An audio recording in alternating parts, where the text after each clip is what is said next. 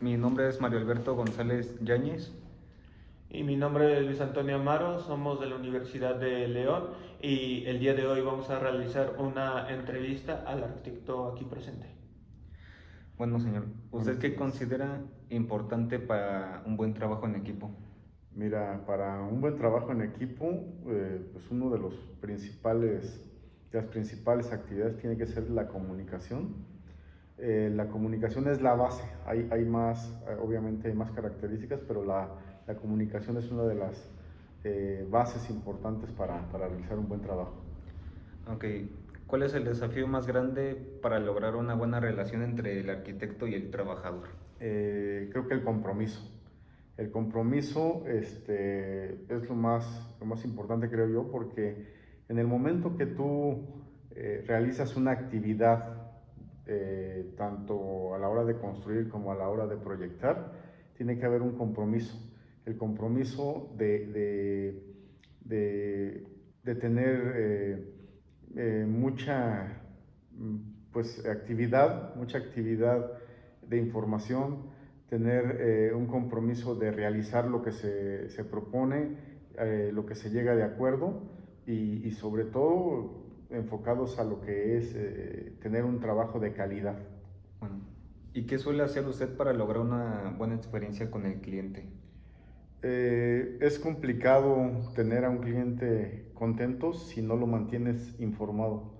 Entonces, una buena relación con el cliente va de la mano también con reuniones que tú tengas con él periódicamente en ciertas etapas de la obra y obviamente del proyecto. Si hablamos del proyecto, pues tienes que tener el antecedente de lo que quiere con tu programa arquitectónico, platicarlo con él y partiendo de ahí realizar actividades que lo involucren para que se entere en qué etapa estás trabajando todo el proyecto y obviamente entregárselo, al entregarlo, perdón.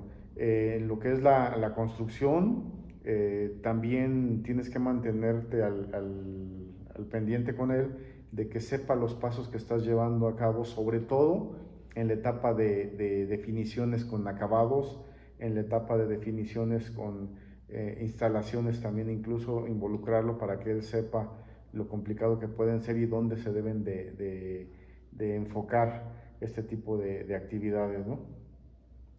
Está bien. ¿Y hay algún otro punto importante para el trabajo en equipo además de la comunicación y el compromiso? Sí, la organización. Tienes que organizarte porque para desarrollar un proyecto de inicio a fin, eh, tienes que organizar las cuadrillas, tienes que organizar a lo que son plomero, herrero, eléctrico, todo va de la mano, todo va de la mano y tienes que lograr esa definición de actividades, porque si alguno de ellos realiza algo que se adelante a lo que iba a ser uno de los otros, te va a retrasar, vas a tener que retroceder a modificar o hacer cambios que no tienes considerado, entonces es muy importante tomar en cuenta eso. Muy bien. ¿Y también cree conveniente que se hagan cambios a la mitad de un proyecto? No, yo no considero, normalmente los hay, te soy honesto, normalmente los hay, pero yo creo que la etapa, y así se lo he dicho a los clientes, la etapa donde no cuesta nada hacer modificaciones es precisamente en el proyecto. Si tú realizas las modificaciones en el proyecto, gastas solamente tiempo en papel y en hacer esos cambios precisamente. Ya cuando está iniciado un proyecto, sí se pueden realizar cambios, sí se pueden realizar modificaciones, pero no es lo más conveniente. ¿Por qué? Porque le va a costar dinero al cliente y el cliente, pues obviamente quiere cuidar al máximo su inversión. Entonces, no es conveniente realizarlo en etapas tan adelantadas ya. Entiendo. ¿Usted considera que la administración es uno de los puntos más importantes para el desarrollo de una obra? Sí, es muy importante porque volvemos a lo mismo, de acuerdo a la pregunta anterior, El cliente tiene que saber que tú como constructor, vamos a hablar en este caso de la construcción ya, el cliente tiene que saber que tú estás cuidando su dinero. Hay clientes que lo valoran mucho porque les ha costado tener lo que tienen y lo están invirtiendo. Es su patrimonio, tú toma en cuenta eso, es su patrimonio. Entonces una buena administración tiene que considerar, además de lo económico, administración de tiempos, porque una obra que tú te rebasas los tiempos de construcción, los tiempos de ejecución, pues obviamente le afecta al cliente, pero también te afecta a ti. Te afecta a ti porque si realizaste un presupuesto a precio alzado, si tú tardas más del tiempo que consideraste, ya es pérdida de dinero para ti. Ya son gastos que no tienes considerados y que van a repercutir, además de en el dinero del cliente o en la inversión del cliente, en tu beneficio. Muy interesante eso. ¿Y usted suele, al momento de firmar un contrato, se le suele dar cierto plazo de tiempo? Sí, a eso me refería precisamente en la pregunta anterior. Eh, Dependiendo del tipo o de la forma de trabajo que quieras hacer o que quiera hacer tu cliente, lo conveniente es cuando tú realizas un proyecto, tienes que acompañarlo obviamente con un presupuesto porque el cliente te va a decir que ese proyecto cuánto le va a costar y partiendo de eso, si es un presupuesto que tú estás realizando, tienes que calendarizarlo, hacer un calendario de obra para que el contrato que tú firmes con el cliente coincida en tiempos y en forma con lo que se pretende. Obviamente, dependiendo de muchas actividades, de muchos factores, perdón, puede haber una modificación en tiempo vamos a poner, permisos de construcción que ahorita está medio complicado también que te los den. Entonces, si tú realizas un presupuesto con un tiempo, lo primero que tienes que tener es la licencia de construcción para que inicies. Hay otros factores como son también los climatológicos, la temporada de lluvias. Si decides iniciar en cierta etapa donde la temporada de lluvias te modifique también ese calendario, pues también es de considerar ese tipo de tiempos. Que normalmente cuando hay una flexibilidad de parte del cliente se absorben, pero tratar de evitar eso, tratar de que tu presupuesto y tu tiempo de calendarización de obra sean los adecuados. Ok. La siguiente pregunta tiene algo que ver con la quinta. Pues me gustaría saber qué tan frecuente se presentan los cambios del total del presupuesto. Mira, cambios a un presupuesto es muy raro que los hagas. Normalmente cuando tú realizas un presupuesto y más cuando es a precio alzado o cuando es por conceptos, por un catálogo de conceptos, normalmente manejas tú para protegerte precisamente de algún cambio de precio en materiales, utilizas lo que son los gastos indirectos. Los gastos indirectos, dependiendo de lo complejo de cada construcción, se van adecuando. Además de esto, tienes que tener en cuenta y tomar como base alguna referencia de honorarios. Entonces, para que se modifique un presupuesto, tiene que haber cambios muy fuertes o muy considerables a los materiales principalmente para que lo realices. Sí ha habido casos, en alguna ocasión, no sé ahorita cómo lo llamen, pero por ejemplo en obra pública, para obra pública, manejan un término que le llaman escalatoria en precios, si mal no recuerdo, y es precisamente eso, que los contratistas hacen un presupuesto.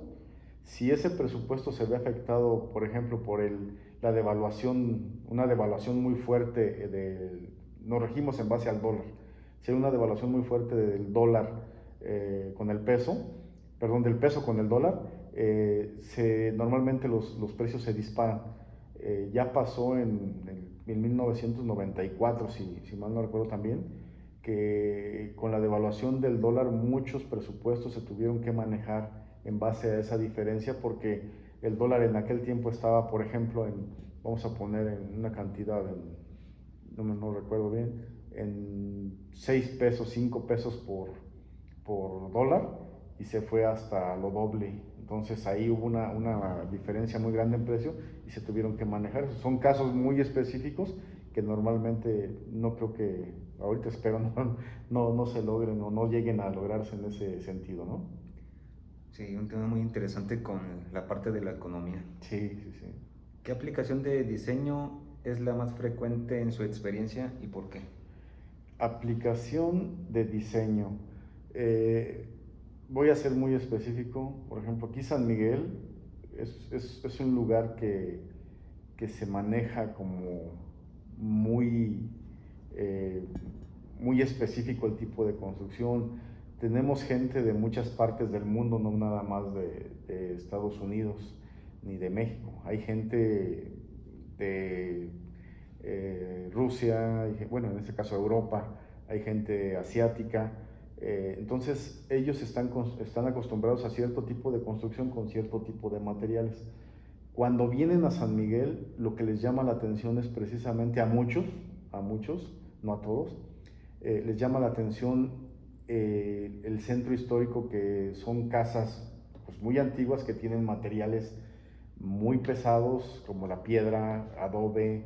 Entonces ellos quieren en muchas ocasiones hacer algo similar y quieren que sus casas sean casas muy fuertes. Entonces muchos de los diseños que se hacen son pensando precisamente en algo como muchos mal llaman estilo San Miguel. No hay un estilo San Miguel. San Miguel es un tipo de arquitectura virreinal que Sí, otros también consideran como arquitectura colonial, que no lo es. O sea, no somos una parte de una colonia, somos parte de un virreinato.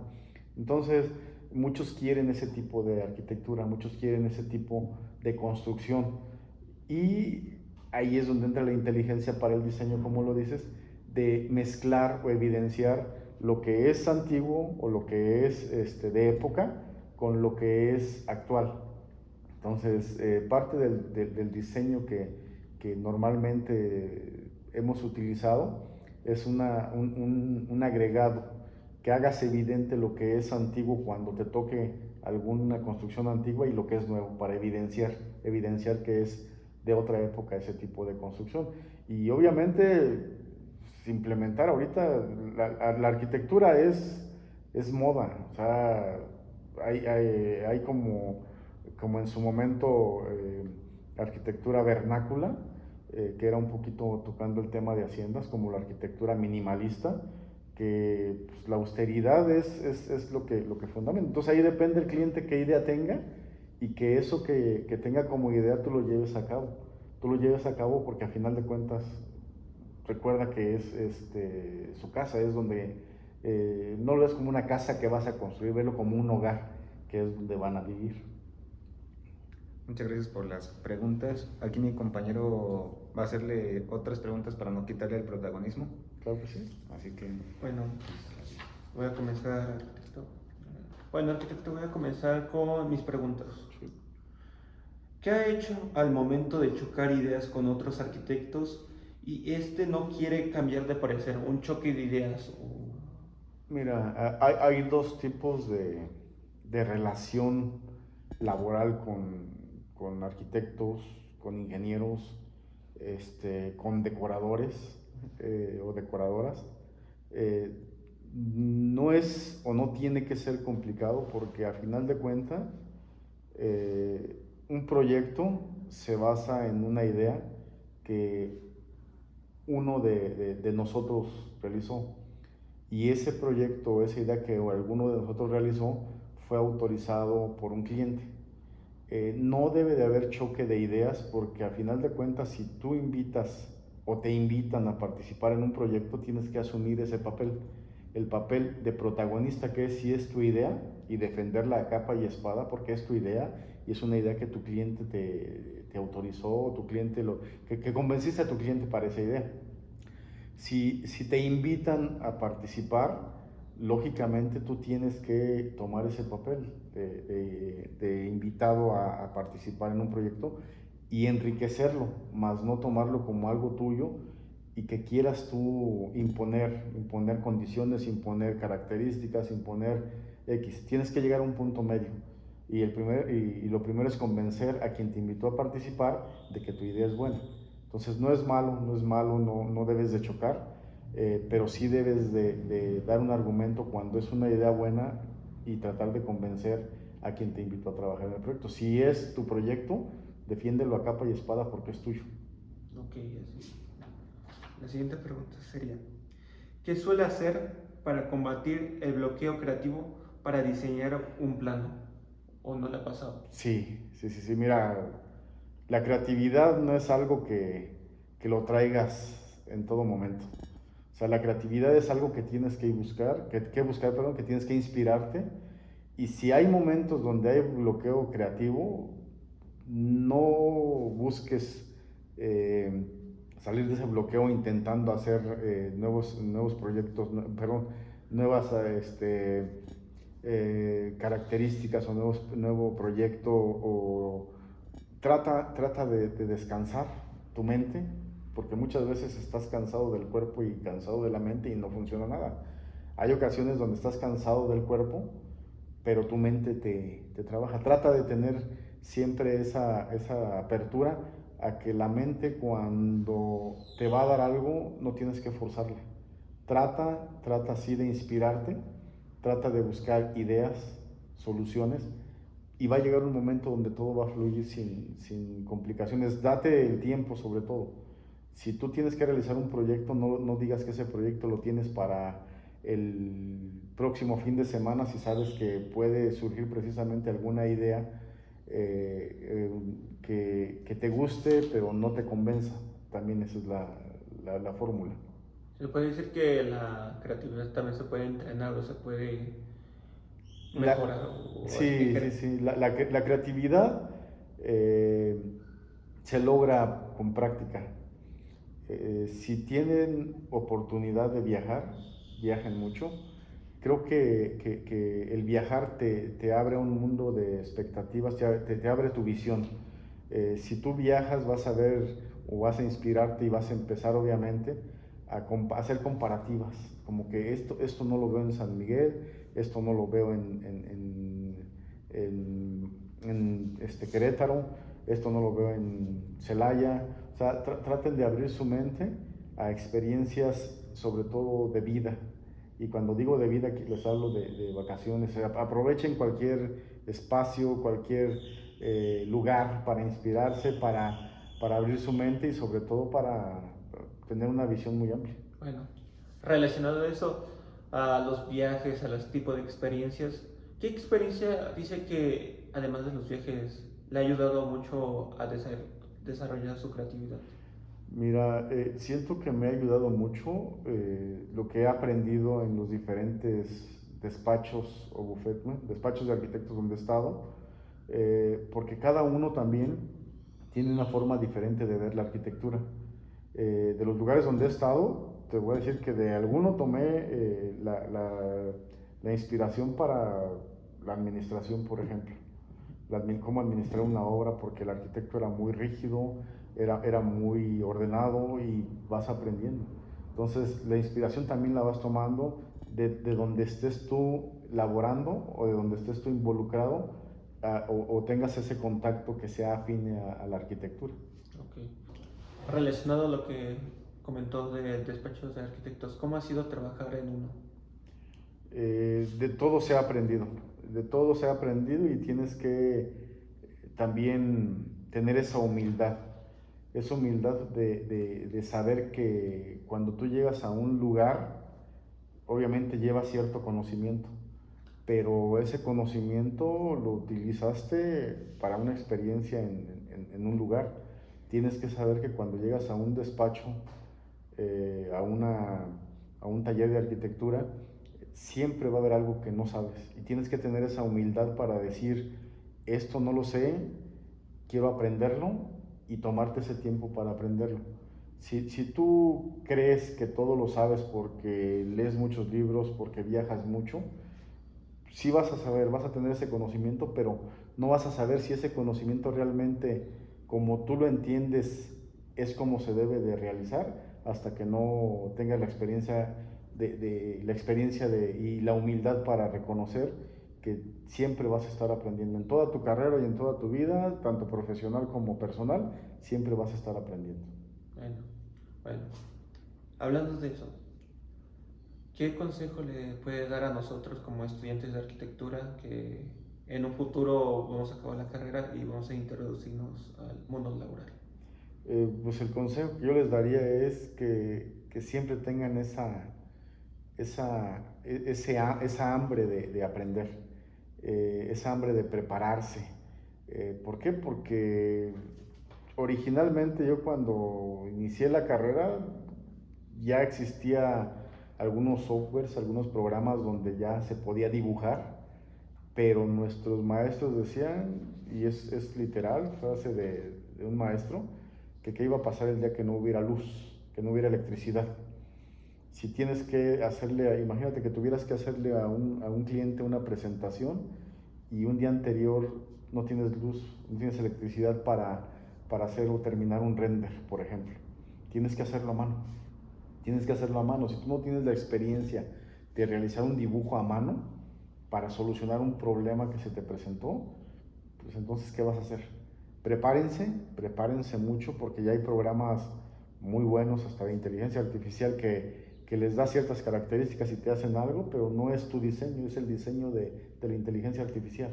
Sí fue con tus instrucciones, pero no fue con esa calidad o esa calidez que le das tú a un proyecto. Ese es mi consejo. No se cierren solamente a la tecnología, traten de tomar ahora sí que herramientas que no requieren tecnología para que puedan lograr su trabajo y siempre actualícense, siempre aprendan. Y yo creo que uno de los consejos que también les daría es no teman preguntar, porque pueden ustedes tener mucha experiencia, pero recuerden que siempre va a haber alguien que sabe más que ustedes o que tiene ese conocimiento más actualizado que ustedes, y eso les va a ayudar a aprender y a mejorar en su trabajo, pero principalmente eso. Okay. En caso de trabajar en un terreno que no favorece el proyecto, ¿qué tan problemático fue? Si un terreno no te favorece el proyecto, cambia de proyecto, no puedes cambiar de terreno.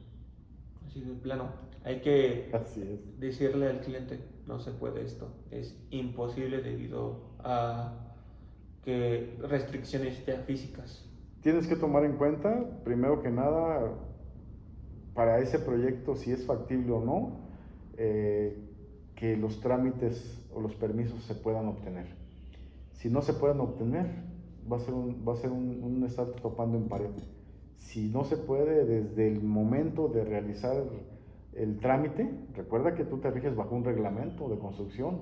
Si ese reglamento de construcción no permite algo, pues decirle al cliente, oye, esto que tú quieres no se puede.